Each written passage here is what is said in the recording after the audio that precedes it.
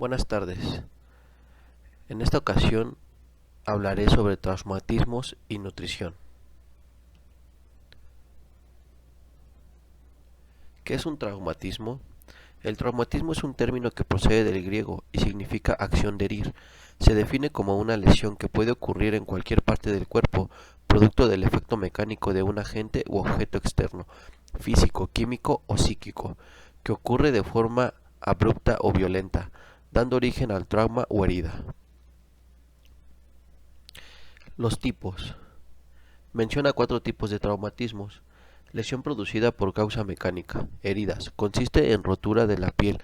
Puede afectar a otros órganos que estén por debajo de esta. Lesiones del aparato circulatorio. Puede afectar directa o indirectamente la funcionalidad cardíaca, ya sea por fuertes traumatismos en la zona precordial o aplastamiento de la caja torácica, entre otras. Lesiones del sistema nervioso central. Pueden dañar tejidos del cerebro o la médula espinal. Si la lesión es leve, una persona puede recuperarse completamente. Si la lesión es grave, puede causar discapacidad permanente e incluso la muerte. Las lesiones al cerebro y la médula espinal ocurren comúnmente debido a colisiones de autos o accidentes deportivos. Lesiones viscerales. Ocupan un lugar relevante y la gravedad de estos depende de las vísceras afectadas, las cuales presentan en el inicio aspectos poco relevadores del daño que proceden en el organismo, hasta tanto se agoten sus mecanismos defensivos. ¿Cuál es la fisiopatología del traumatismo cráneoencefálico? El organismo intenta compensar la situación de alterada distensibilidad cerebral con drenaje, salida de líquido cefalorraquídeo hacia el espacio subaracnoideo, con el movimiento venoso cerebral hacia la circulación sistemática, con la disminución del flujo arterial cerebral y con la herniación de la substancia cerebral.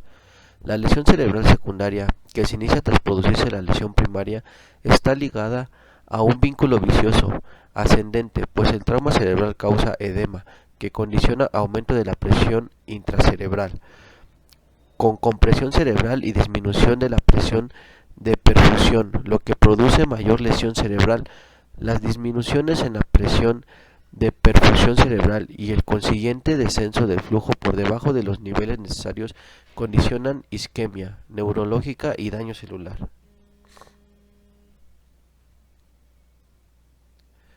¿Cuáles son las recomendaciones nutricionales en cuanto a carbohidratos, grasas, proteínas en el paciente traumatizado crítico?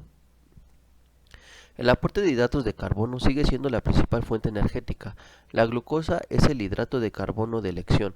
La dosis máxima recomendada es de 4 a 6 gramos sobre kilogramo de peso por día, 3 a 5 miligramos sobre kilogramos por minuto. Aunque no se debe superar un aporte de calorías en forma de hidratos de carbono de 1500 a 1600 kilocalorías por día. El aporte cuantitativo de lípidos se suele limitar al 20 o 30% del aporte total calórico no proteico, entre 1 o 1,5 gramos por kilogramo por día.